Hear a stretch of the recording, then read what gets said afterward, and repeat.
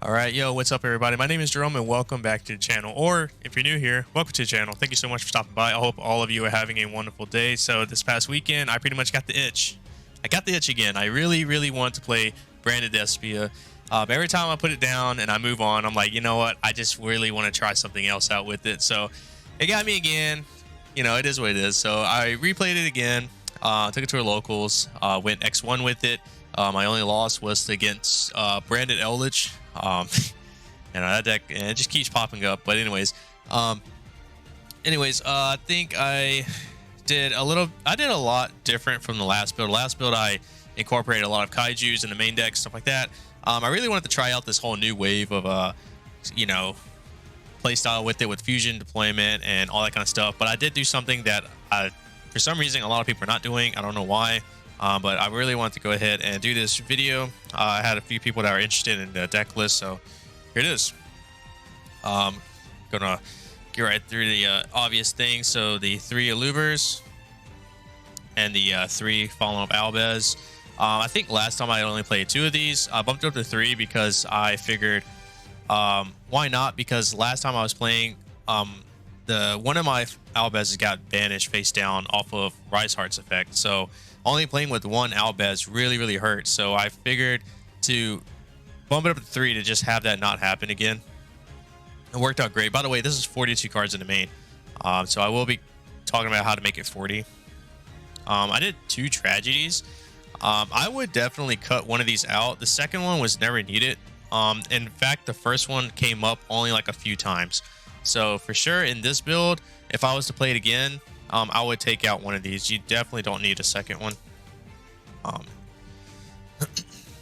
And I did the 1 ad libitum, the 1 Albion, the Springens kit, the Mercurier, and 1 Blazing Critasia. I think some people are playing 2 of these. I only play 1. I don't really see the point of the second one. I'm thinking it's because if your first one gets banished face down, then you have another one for backup plan. But I don't know. In those situations, I feel like if you're really depending on this to win, I mean, are you really playing Branded right? I don't know. So I don't really see the second one need it. So I didn't really want to mess with it. Springens, I don't know how I feel about this card. I think I gotten it off 1 time. I don't know. It's all right, I guess. It's definitely cuttable, in my opinion. I did a 1 Lubellion and a 1 Saronir. Not much to say about those 2. And then obviously I wanted to try out the Dark Magician Dragoon thing going on. Never summoned it, never used it. I think I used it as fusion material 1 time, but I never went into Dragoon. The game state just never really called for it, so I don't know. So I never got to try it out. Also, every time that I see the Dragoon play, it's like you always have only like maybe 1 or 2 cards in hand, and I just didn't really like the feeling of it. So I don't know if I would be playing the Dragoon package anymore. And now for the 1 card that I think a lot of Branded people should be playing, because it just synergizes really well, and that is just the 1 Shiren. I mean, this card is gross, man.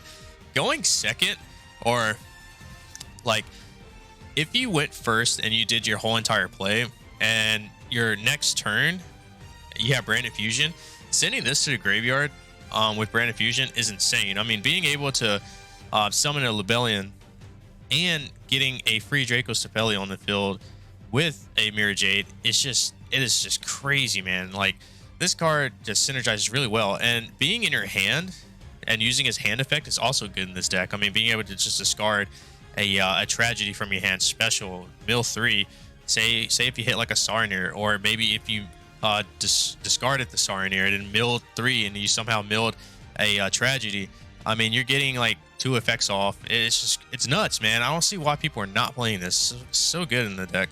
It's just 1 copy. I mean, obviously you can only play 1 copy, but just 1 of the tier limits, which is only Shiren. You don't want to play Merly. It doesn't work well. You don't want to do Halvanus. That's just stupid. You want to just do that one because it works perfectly in this deck. The last 2 monsters of the deck is Ash Blossom. I didn't want to do 3 because these are only for their cross-out targets.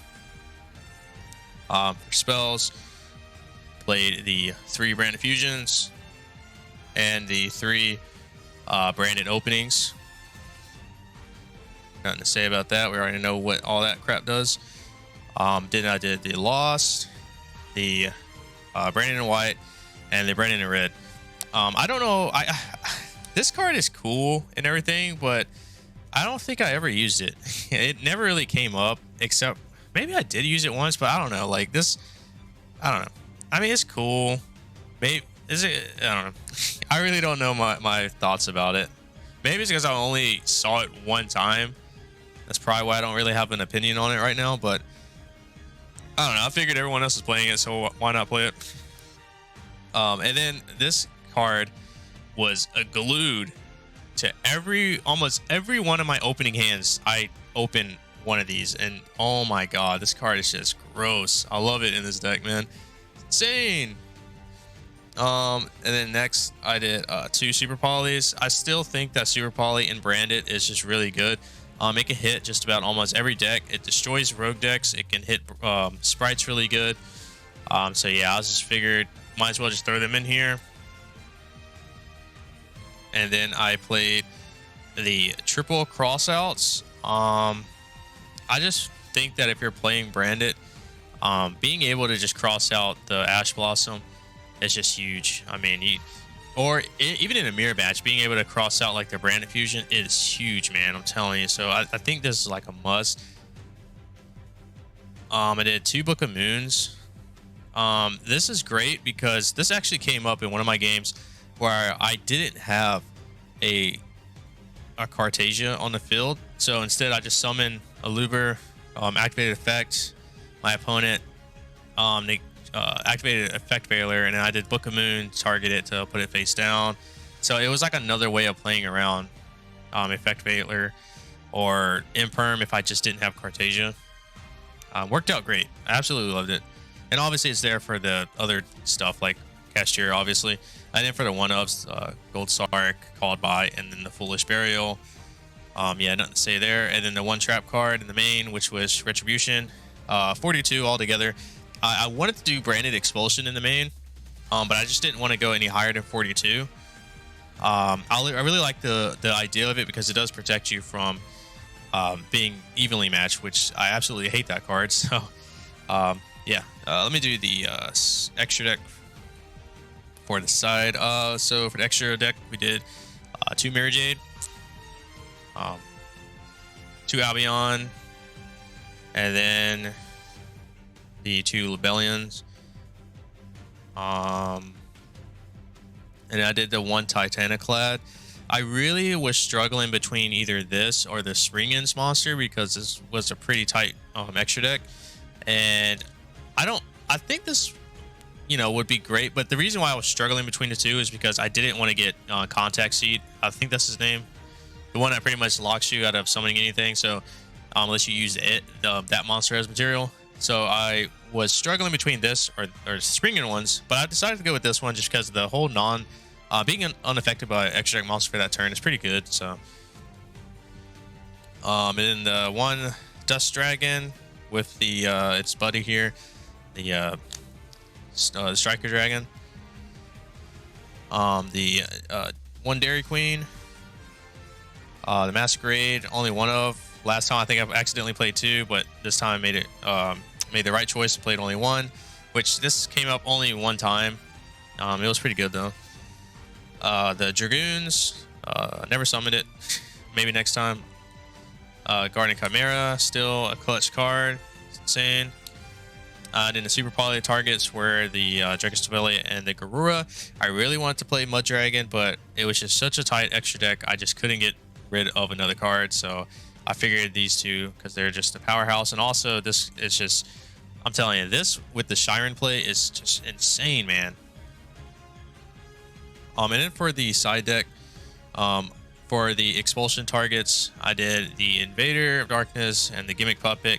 I hate this card so much. I just hate expulsion. I think we can all agree it is going to get banned. So, but Invader of Darkness because in my area, runics are starting to become kind of popular. Well, not popular, but people are starting to turn their eyes to it. And there is one really good runic player. Well, actually, like a live runic sprite deck. And yeah, and this deck it's gonna probably lose to that, so I need to put this in to at least stop that from happening. And then I did the just pretty much a bunch of Ghost Second things. So 3 of the Dark Kaiju. I had a buddy of mine ask me how come I did this one over the other ones. It was because it's just dark. That's the only reason. I could do the light one, but the light one is 3300 attack, and I was like, no, rather just go with the dark one. The water one serves no purpose because you can't fuse with it. It's just a dead card. Whereas these, you know, they can be fusion materials. So that's why. I did 3 Nibiru's. I think these came up once, maybe. Honestly, I can't remember. But I also used it as a cross-out target. I did 1 Harpy's Feather Duster with 2 Cyclones.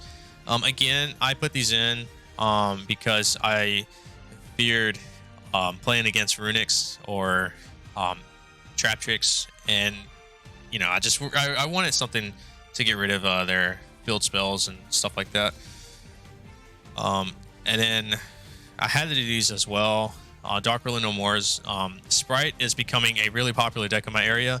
So I'm starting to notice that I'm going to have to start playing Dark Ruler in the side deck more often.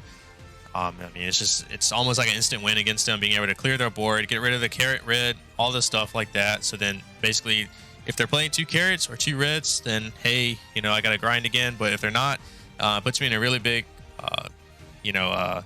game state if I can get rid of all that stuff. And then obviously the 1 Branded Expulsion. I would change this extra deck. I would somehow I would probably take out the Nibiru's, because I really wanted to put in at least 1 copy of D-Barrier for a cross-out target, because I did get D-Barrier to death by the Branded player. By the Branded Eldritch player. He hit me with D-Barrier. I had the cross-out in my hand. When he activated it, I sat there and it took me a second to process it, because I was like, wait, am I playing the D-Barrier? And I was like, no, I'm not playing the D-Barrier. So I screwed myself. I normally always play D-Barrier for the cross-out target in Branded, and I forgot to do it this time. So, you know, mistakes happen. But anyways, if you guys enjoyed the video, deck profile, please like, subscribe. I try to at least make a deck profile at least once a week now. That's my goal. So yeah, and I will see you all in the next one. Peace.